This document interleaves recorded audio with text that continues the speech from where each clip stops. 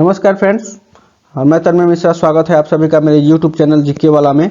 और आज हम लोग जो है सीटेट 2022 के लिए प्रैक्टिस सेट करेंगे। और प्रैक्टिस सेट का जो एक क्वेश्चन है जो आप लोगों के लिए हम लेके आए हुए हैं, तो ये सारे प्रीवियस ईयर क्वेश्चंस हैं और काफ़ी महत्वपूर्ण क्वेश्चन है, VBI क्वेश्चन है, इसलिए इसको अंत तक देखेंगे और सारे क्वेश्चन को अच्छे तरीके से देखेंगे। और मैंने लगभग इसमें के सारे तथ्यों को आपको बता दिया, जो बचे होंगे जिस वीडियो में आप लोगों को बता देंगे। तो चलिए आप लोग इसको शेयर कर दीजिए और लोगों तक पहुँचा दीजिए, और इसको जो चैनल को नए हैं वो सब्सक्राइब कर लीजिए, ताकि जो है आप लोगों के लिए मेरा वीडियो मिलता रहे। तो चलिए चलते हैं और देखते हैं अगला क्वेश्चन।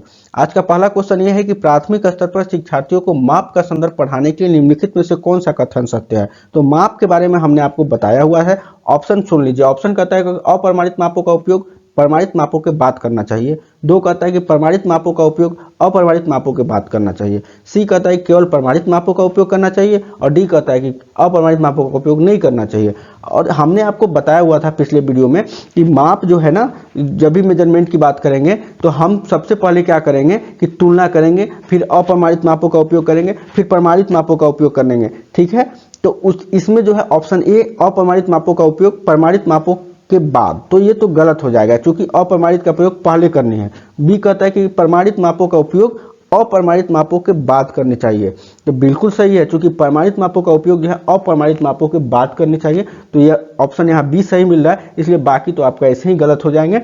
ठीक है, तो ऑप्शन ए गलत, सी गलत, डी गलत और बी जो है आपका सही उत्तर हो जाएगा। ठीक है, अगला क्वेश्चन देखते हैं।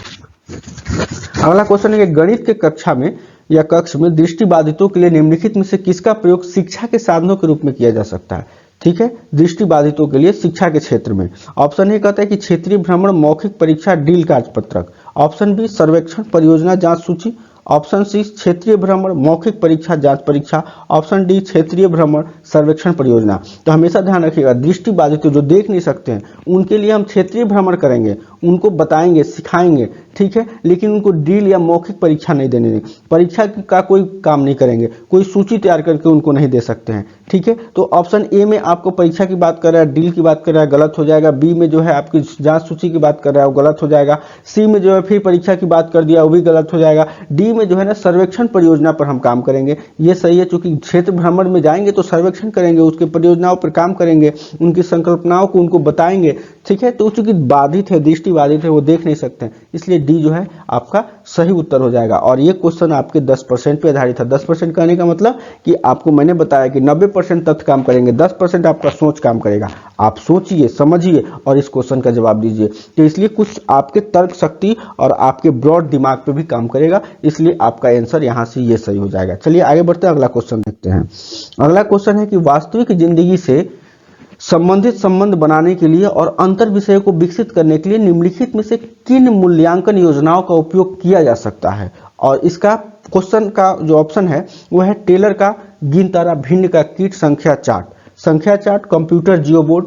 टेलर का गिनतारा, कंप्यूटर जियो बोर्ड और कंप्यूटर संख्या चार्ट जियो बोर्ड। ठीक है, तो हमेशा ध्यान रखिए, कभी भी वास्तविक जिंदगी में गणित का संबंध बनाने के लिए हम लोग जो है ना संख्या चार्ट का उपयोग नहीं करते हैं, संख्या चार्ट का उपयोग नहीं करते हैं। इसलिए आपका ऑप्शन ए में संख्या चार्ट है, ऑप्शन बी में संख्या चार्ट है और ऑप्शन डी में संख्या चार्ट है, इसलिए संख्या चार्ट का उपयोग नहीं करेंगे। टेलर का गिनतारा सही है, गिनतारा टेलर द्वारा विकसित किया गया था, यानी जो गिनने की 1 2 3 4 से 100 तक की गिनती, और जियो बोर्ड का प्रयोग करेंगे क्योंकि ज्यामितीय संरचनाओं के लिए किया जाता है। तो ये तो सही है, तो इसलिए आपका सी इसमें सही आंसर आएगा। ये आपके दिमाग पे इस्तेमाल करने के लिए है, थोड़ा सा आपको याद भी है कि गिनतारा से क्या करते हैं, संख्या चार्ट से क्या करते हैं, जियो बोर्ड से क्या करते हैं, ये हमने आपको पहले वीडियो में बताया हुआ है, आप वहां से भी इसको जाके पढ़ सकते हैं। आगे बढ़ते हैं, अगला क्वेश्चन देखते हैं।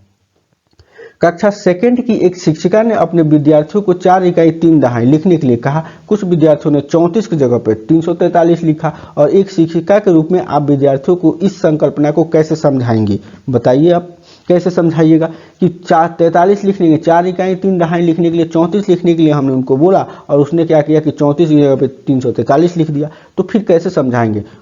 हमेशा दहाई और इकाई के स्तंभों में लिखकर सिखाएंगे, जिसको भ्रम न हो। स्तंभ विधि में अभ्यास करने के लिए बहुत सारे प्रश्न देंगे, विद्यार्थियों को गिनतारा का प्रदर्शित करने के लिए कहेंगे, फिर लिखने के लिए कहेंगे, और उन्हें बताएंगे कि यह गलत है, और फिर उन्हें सही उत्तर को 5 बार लिखने के लिए कहेंगे। जी नहीं, कभी भी दहाई इकाई के स्तंभ पर नहीं लिखना है, उसको स्तंभ पर लिख के आप उसको नहीं बता सकती हैं। स्तंभ विधि के अभ्यास का बहुत सारे प्रश्न नहीं दे सकती हैं। उन्हें फिर से गलत को फिर से लिखने के लिए बताएंगे, 5 बार कहेंगे कि लिखिए, ऐसा भी नहीं कर सकती हैं।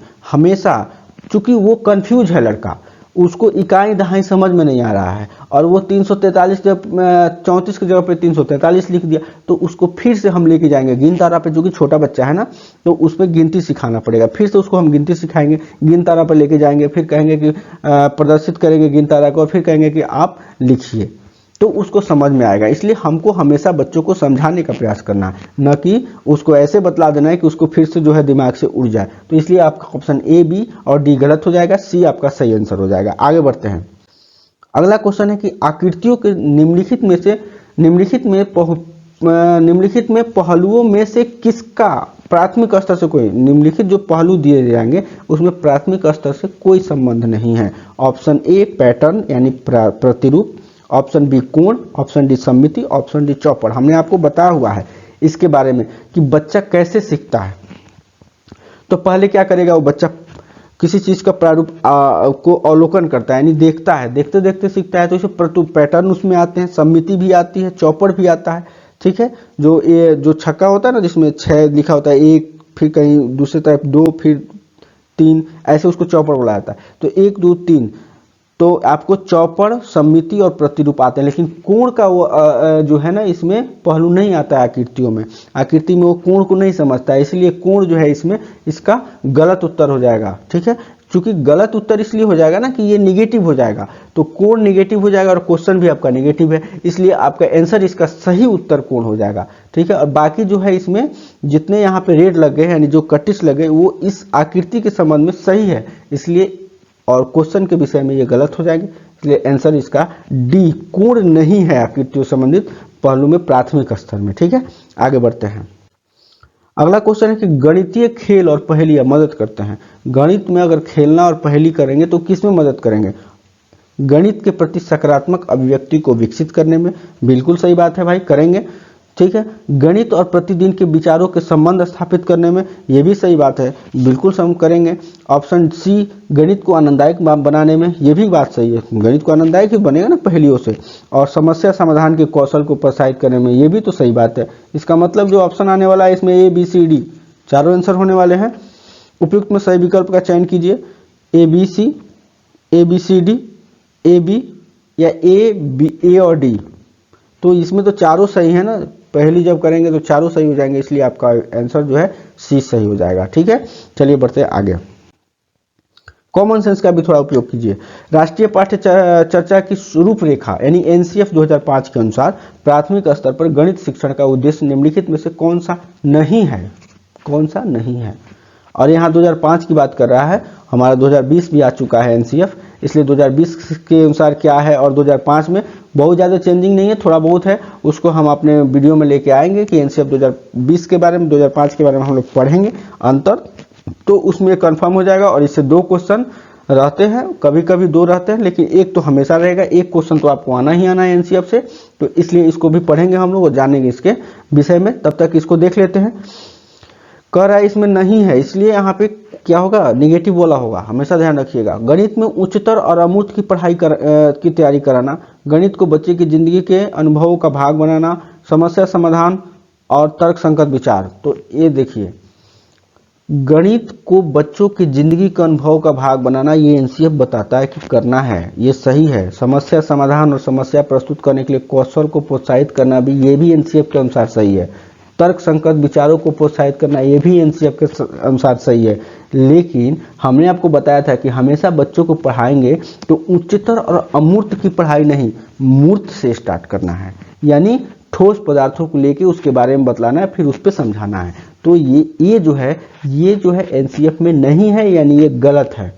ठीक है, तो गलत है क्या, ये ऑप्शन गलत नहीं है, ये आपका क्या गलत है, ये बात जो लिखी हुई है ना, ये गलत है। लेकिन क्वेश्चन क्या कहता है, उद्देश्य में से कौन सा नहीं है, इसलिए ये ऑप्शन सही होगा इस क्वेश्चन के अकॉर्डिंग।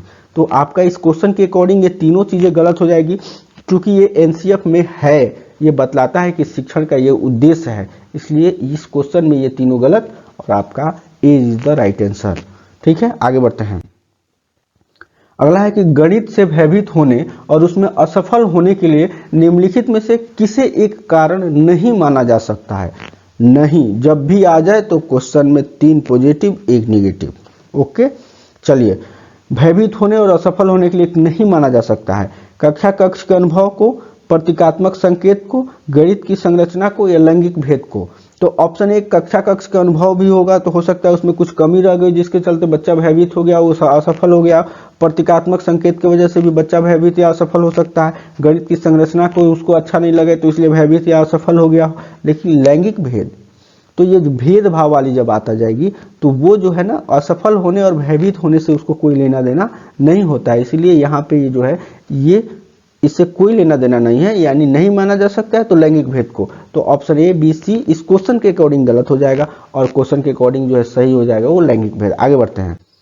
अगला क्वेश्चन, 2 दशमलव संख्याओं का योग की संकल्पना को पढ़ाने के लिए निम्नलिखित में से शिक्षण अध्ययन का कौन सा साधन सर्वाधिक उपयुक्त है। दशमलव को हम तो पता है आपको कि किस पे बताया जाता है, आपको हमने बताया था। ऑप्शन देख लीजिए, जियो बोर्ड, ग्राफ पेपर, मोती का माला या गिन तारा। तो आप एक शब्द में बता दिए, ग्राफ पेपर बनाया जाता है, क्योंकि ग्राफ पेपर पर ही दशमलव के संख्याओं का जो है योग की परिकल्पना का हम लोग पढ़ाते हैं। जियो बोर्ड जो है वो आपको ज्यामिति से संबंधित है। मोती का माला जो है गिनने जोड़ घटाव से संबंधित है। गिन तारा भी जोड़ घटाव से संबंधित है। इसलिए ऑप्शन जो है graph paper is the right answer, क्योंकि उसी पे हम दशमलव के संख्याओं के योग की संकल्पना करते हैं। पिछला वीडियो देखिए, उसमें सारा चीज आपको क्लियर मिलेगा। आगे बढ़ते हैं। अगला क्वेश्चन है, कक्षा 2 के शिक्षक को योग यानी जोड़ने के निम्नलिखित शाब्दिक प्रश्न को विद्यार्थी को हल करने हेतु दिया। क्या दिया कि एक टोकरी में 5 सेब है और उसमें से 7 सेब और डाल दिए गए, तो अब टोकरी में कितने सेब हो गए, ये क्वेश्चन उसने पूछ दिया। इस प्रकार शाब्दिक प्रश्न में किस श्रेणी के मॉडल को संबंधित करता है। तो ये क्वेश्चन जो उसने पूछा, जो शिक्षक ने पूछा बच्चों से, तो वो कौन से श्रेणी का मॉडल है। ऑप्शन ए में है संवर्धन, ऑप्शन बी में है योग की पुनरावृत्ति, ऑप्शन सी में है समुच्चयन, ऑप्शन डी में है पृथक्करण। तो यहाँ पे आप ध्यान दीजिए, आपको मैंने बताया हुआ है, पिछला वीडियो में बताया कि संवर्धन क्या होता है, समुच्चयन क्या होता है, तो आप वहां से भी देख लीजिए। और मैं थोड़ा सा इसमें हिंट देता हूँ। संवर्धन क्या होता है, 2 अलग वस्तुओं को एक साथ मिलाना, या किसी वस्तु के दाम में या किसी चीज में उसको बढ़ोतरी कर देना। एक वस्तु है तो उसमें बढ़ोतरी, किसी दाम में बढ़ोतरी कर देना, ठीक है, और 2 वस्तुओं को एक साथ मिला के उसकी क्वांटिटी में बढ़ोतरी कर देना, ठीक है, तो ये संवर्धन बोलते हैं। लेकिन समुच्चयन क्या बोलते हैं कि किसी सेम वस्तु को, यानी एक ही वस्तु को अलग अलग संख्याओं में मिला के उसकी क्वांटिटी को बढ़ा देना। तो यहाँ पे क्वेश्चन कहता है 5 सेब है और 7 सेब है, तो 7 5 12 सेब हो गए। इसका मतलब क्या है, ये समुच्चयन से संबंधित है, तो संवर्धन इसमें गलत हो जाएगा। योग की पुनरावृत्ति, ये तो पूरी गलत हो जाएगा। पृथक्करण मतलब अलग करना, वो भी गलत हो जाएगा। तो आपका सी जो है राइट आंसर होगा। आगे बढ़ते हैं अगले तथ्य की तरफ। अगला क्वेश्चन देखते हैं। अगला क्वेश्चन है कि गणित में त्रुटियों की एक महत्वपूर्ण भूमिका है, यह कथन है। क्या है भाई, गलत है, क्योंकि गणित में त्रुटियों का कोई स्थान नहीं है। गलत, क्योंकि त्रुटि लापरवाही दर्शाता है। सही है, क्योंकि बोध कराती है कि बच्चे गणित की अवधारणा को किस प्रकार रचना करते हैं। और डी सही है, क्योंकि ये विद्यार्थियों को उनके प्राप्तांकों के बारे में फीडबैक देती है। तो आप बताइए, त्रुटि, गलती हम करेंगे तभी तो सीखेंगे। सीधा सीधे से दिमाग में बैठा लीजिए कि गलती जो है बच्चे करेंगे तभी सीखेंगे, इसलिए ये सीखने से संबंधित है। तो गलत है, ये तो गलत हो जाएगा, क्योंकि ए बी आपका गलत को दर्शा रहा है, तो गलत हो जाएगा। सही है, क्योंकि ये बोध कराती है कि बच्चे गणित की अवधारणाओं को किस प्रकार रचना करते हैं, ये सही है।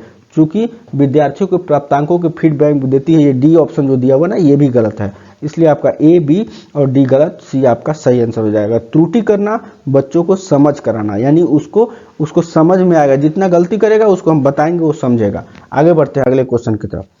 अगला क्वेश्चन है कि प्राथमिक स्तर पर गणित की पाठ्य पुस्तकों की सबसे अधिक महत्वपूर्ण विशेषता निम्नलिखित में से कौन होगी। प्राथमिक स्तर पर गणित के पाठ्य पुस्तकों की महत्वपूर्ण विशेषता, संकल्पनाओं को उच्चतर कक्षाओं के संबंध से जोड़ा जाना चाहिए। क्यों जोड़ा जाना चाहिए भाई, नहीं जोड़ेंगे ना, बच्चा छोटे बच्चे को पढ़ा रहे तो उसको उच्चतर कक्षाओं से संबंध क्यों जोड़ेंगे, ये भी नहीं कर सकते। संकल्पनाओं को जटिल से सरल की तरफ, हमने आपको बताया था ना कि कभी भी प्राथमिक स्तर पर पढ़ाएंगे तो हम जटिल से सरल की तरफ नहीं, सरल से जटिल की तरफ जाएंगे। उल्टा लिख दिए, इसलिए भी गलत। संकल्पनाओं को पूर्णतः श्रेणीबद्धता से प्रस्तुत किया जाएगा, ये भी गलत, चूंकि हम श्रेणीबद्ध तरीके से उसको प्रस्तुत नहीं करेंगे। हमेशा जो है ना, मूर्त से अमूर्त के रूप में प्रस्तुत किया जाना चाहिए, हमेशा मूर्त से अमूर्त की तरफ। यहाँ जटिल से सरल लिखा है ना, सरल से जटिल लिखता तो सही रहता। तो इसलिए बच्चों को, छोटे बच्चों को हम मूर्त वस्तु आप पहले लेंगे, फिर अमूर्त की तरफ प्रस्तुत करेंगे। इसलिए ए बी सी गलत, डी आंसर इसका सही है। आगे बढ़ते हैं। निम्नलिखित में से कौन सा कथन सही है? संख्या 9 के बाद शून्य का परिचय दिया जाना चाहिए। स्थानीय मान सिखाते समय शून्य का परिचय दिया जाना चाहिए। पढ़ाई जाने वाली प्रथम संख्या शून्य होनी चाहिए और बच्चों में संख्या का ज्ञान विकसित होने के बाद शून्य का परिचय दिया जाना चाहिए। अब बताइए, ये क्वेश्चन नया है आप लोगों के लिए, लेकिन ये शून्य के बारे में कह रहा है कि शून्य को कब बताना चाहिए बच्चों को। तो हमेशा याद रखिएगा कि शून्य को जो है 1 2 3 से लेकर 9 तक पढ़ाने के बाद शून्य को बताना है, यानी शून्य हमेशा 9 के परिचय के बाद ही उसका परिचय देना है, इसलिए ए इसका सही होगा। बाकी सब गलत, चूंकि शून्य पढ़ाई जाने वाली प्रथम संख्या वो भी गलत, विकसित करने के बाद शून्य को बताना है, संख्याओं का ज्ञान विकसित करने के बाद शून्य को बताना ये भी गलत, और स्थानीय मान से इसका कोई संबंध नहीं है, लेना देना नहीं है। स्थानीय मान में शून्य का परिचय नहीं दे चाहिए, पहले ही दे देनी चाहिए, इसलिए ए इज द राइट आंसर। और शून्य के संदर्भ में ये छोटी सी बातें याद भी हो गई होगी और परीक्षा में आएगा तो आप लिख भी देंगे। आगे चलते हैं। अगला क्वेश्चन है कि कक्षा 3 के विद्यार्थियों को आधे की संकल्पना का परिचय देने के लिए शिक्षक निम्नलिखित क्रियाकलापों की योजना बनाता है। यह हमने आपको पढ़ाया हुआ है। चित्र दिखाता है, उसमें आधा प्रदर्शित किया गया है, आधे का चिन्ह दिखाता है, बहुत सारे मूर्त पदार्थों को आधे में विभाजित करता है और कहानी के शब्दों में ऑप्शन देने से पहले जो है ना हम आपको बता देते हैं पहले, तो ऑप्शन आपको ऑटोमेटिक आ जाएगा। आपको बताया भी है मैंने पहले वीडियो, जो पहला वाला वीडियो उसमें मैंने बताया हुआ है कि कभी भी जो ना आधे की संकल्पना 1/2 1/3 1/4 1/8 1/9 जो भी हो, उसकी संकल्पना अगर बच्चों को बतानी है तो हमेशा ध्यान रखिए कि पहले हमको मूर्त वस्तुएं लेनी है। मूर्त वस्तुएं लेनी है, सी आपका ऑप्शन में है कि मूर्त पदार्थों को लेंगे और आधे भागों में विभाजित करेंगे, फिर क्या करेंगे उसको दिखा देंगे बच्चों को, देखो भाई ये है मूर्त वस्तुएं और इस पे मूर्त वस्तुओं के बारे में बता दिया, फिर उसको हमने उसमें काट दिया, ये देखो ये बन गया 2 पार्ट में। फिर क्या हुआ, उसको कहानी के शब्दों में आधा को प्रदर्शित करेंगे, कैसे बनाइए आधा, ठीक है, और फिर उसको क्या करेंगे, फिर उसको चिन्ह को बोर्ड पर लिख देंगे। सीधे 1/2 1/3 1/4 आपको सीधे बोर्ड पे नहीं लिख के बच्चों को बतानी है, मूर्त वस्तु से स्टार्ट करनी है। तो इसका आंसर कैसे हो जाएगा, सी पहले आएगा, फिर उसके बाद ए आएगा, फिर आपको डी आएगा, फिर आपको बी आएगा, तो C A D B answer होगा। Option A C D A B, option B C A D B, और option B A B C D, option D जो है बी है। तो पहले तो सी से स्टार्ट होता है, तो बी और डी तो आपका ऐसे ही खत्म हो जा रहा है, बचा इसमें। तो हमारा क्या है, सी पहले मूर्त वस्तु को लेनी है, फिर उसे आधा चित्र दिखा के उसमें आधा प्रदर्शित करना है, फिर उसे कहानी बतानी है, फिर आधे को चिन्ह। तो क्या होगा, सी ए डी बी इसका सही आंसर हो जाएगा, सी ए डी बी। समझ में आ गया? आगे बढ़ते हैं। अगला क्वेश्चन है कि प्राथमिक स्तर पर लंबाई को मापना विषय पढ़ाने के लिए कौन सा श्रेणी क्रम उत्तम है? बताया था मैंने मेजरमेंट, अभी बताया था, अभी जस्ट कुछ एक प्रश्न आया था उसमें बताया था। तो इसका आंसर आप खुद बता सकते हैं।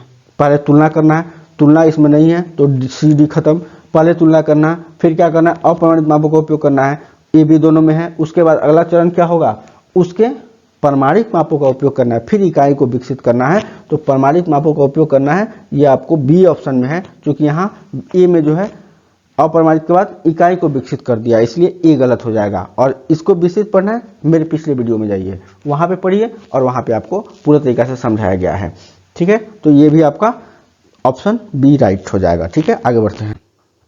अगला क्वेश्चन है कि निम्नलिखित में से कौन सा खुला अंत वाला, इसको भी मैंने पिछले वीडियो में बताया हुआ है, ओपन इंडेड क्लोज इंडेड किसको बोलते हैं, ठीक है। ये कहता है कि आप 15 को 3 से गुना किस प्रकार करेंगे। कोई 2 संख्या लिखिए जिनका गुणनफल 45 हो। संख्या रेखा पर प्रयोग करते हुए 3 बार 15 का मान ज्ञात कीजिए और 3 गुने 15 का मान ज्ञात कीजिए। पहले 2 मिनट आपको 2 शब्द में समझाते हैं। खुला अंत किसे कहते हैं? खुला अंत वाला प्रश्न हो गया जिसके 2 या उससे अधिक आंसर आवे, और ओपन इंडेड हो गया ये, और क्लोज इंडेड यानी बंद अंत प्रश्न कौन से हो गए? बंद अंत प्रश्न कौन हो जाएंगे? तो बंद अंत प्रश्न होंगे जिसके एक ही आंसर हो, ठीक है। तो इसमें अब ऑप्शन में मिला लीजिए किसके एक आंसर है, किसके 2 आंसर है। ऑप्शन ए 15 को कितने से गुना करेंगे, 45 होगा, एक आंसर हो जाएगा। संख्या 2 कोई संख्याएं लिखिए जिसका गुणनफल 45 हो। 45 को हम कई प्रकार से लिख सकते हैं, 9 गुने 5 9 45 होता है, 15 गुने 3 15 45 होता है, यानी 2 तो यहीं पे आ गया। तो इसलिए आपका आंसर ये ओपन इंडेड क्वेश्चन हो गया। संख्या रेखा प्रयोग करते 3 बार 15, तो 3 बार 15 भी लिखेंगे तो भी तो 45 होगा, और 15 गुने 3 भी 45 ही होगा। तो इसलिए option number B right answer, ठीक है। बाकी ज्यादा पढ़ने के लिए आप फिर मेरे पिछले वीडियो में जाइए और वहां पढ़ लीजिए। अगला क्वेश्चन है कि कक्षा 2 के कुछ विद्यार्थियों को हासिल वाले 2 अंकों की संख्याओं को जोड़ में कठिनाई का सामना करना पड़ता है, तो क्या करना चाहिए। गणित में रुचि का अभाव है उसको, अंकित मान स्थानीय मान में अंतर का समझ है, शून्य के महत्व की समझ का अभाव है, या पुनर्समूहीकरण की प्रक्रिया की समझ का अभाव है। ये एक नया टॉपिक है पुनर्समूहीकरण। ये देखिए जब भी हासिल वाले अंकों की बात आएगी ना तो वहां पे उसको अभाव किस चीज का होगा, पुनर्समूहीकरण की प्रक्रिया की समझ का अभाव हो जाएगा। क्योंकि गणित में रुचि से इसको कोई लेना देना नहीं है कि हासिल वाला नहीं आवे, ठीक है रुचि नहीं लेता है अलग बात हो गई, लेकिन हासिल से इसको जब तथ्यात्मक क्वेश्चन पूछे तो हासिल की जब बात करिए तो पुनर्समूहीकरण की प्रक्रिया है उसकी समझ का उसको अभाव है, ठीक है। शून्य के महत्व से कोई लेना देना, अंकित मान स्थानीय मान से कोई अंतर नहीं है। तो ये पुनर्समूहीकरण क्या होता है, पहले उसका उत्तर देख लेते हैं। ए बी सी गलत, डी आंसर सही है। और पुनर्समूहीकरण प्रक्रिया क्या होती है, तो मान लीजिए कि हमने 15 + 17 को लिखा तो लिखा 32, हम बड़े हैं हम लिख देंगे आराम से। बच्चों को सिखाने के लिए क्या करते हैं, 5 + 7 यानी 5 और 7 को बोलेंगे जोड़ लो, तो 5 7 जोड़ेगा तो 12 हो गया, तो कहेगा 12 लिख देते हैं, तो 12 थोड़ी लिखना वहाँ पे, उसको बताएंगे। उसको बताया जाता है कि 12 में आप इकाई जगह पे इकाई वाले अंक को लिख दो और फिर दहाई 2 अंक ले लो, तो कितने बच गए उसमें से 2 निकल गए तो भाई 10 बचे। अब 10 बच गए तो उसके दहाई यानी 10 के दहाई अंक को जो है इसके दहाई के सामने लिख दो, तो उसका दहाई का 1 हो जाएगा और इसका दहाई के सामने लिखेंगे तो 1 इसके जस्ट ऊपर लिखा जाएगा। तो 1 2 3 यानी तीनों को जोड़ेगा तो मिलकर 3 हो जाएंगे, टोटल 32 आ गए उसके आंसर, ठीक है। तो इसी को बोलते हैं ना पुनर्समूहीकरण प्रक्रिया। क्या होती है कि 10 के समूहों में विभाजित कर देना, 10 के समूहों में विभाजित कर देना, यानी 12 जैसे 7 5 12 आया तो 12 को हमने 2 लिख दिया इकाई स्थान पे और उसको 10 के समूह में विभाजित कर दिया, यानी उसको 10 को हमने अलग छांट दिया और उसके दहाई को इसके दहाई के अंक के सामने लिख दिया, तो उसका दहाई यानी इकाई 0 दहाई 1 और 1 को इसके दहाई के सामने लिख दिया, तो वही हो गया हमारा पुनर्समूहीकरण की प्रक्रिया। और इसी की समझ अगर नहीं होगी तो हासिल वाले अंकों की समस्या के जोड़ में बच्चों को कठिनाई का सामना करना पड़ेगा। समझ गया। तो ये थे आज के सारे क्वेश्चन। तो और फिर जो है कल मैं सुबह में फिर आप लोगों के लिए 8 बजे के आसपास जो है फिर क्वेश्चन लेके आऊँगा, तो इसलिए जो है ये प्रक्रिया प्रतिदिन चलती रहेगी। तो इस वीडियो को अधिक से अधिक लोगों के पास शेयर करें और आप जो है इसको लाइक करें, शेयर करें और फिर सब्सक्राइब जरूर कर दें। अगर आप नए हैं इस चैनल पे तो सब्सक्राइब कर दें ताकि आपको प्रतिदिन मेरा नोटिफिकेशन और मेरा जो है वीडियो मिले तो सबसे पहले आज तक पहुँच सके। तो चलिए मिलते हैं अगले वीडियो में, तब तक के लिए बाय बाय।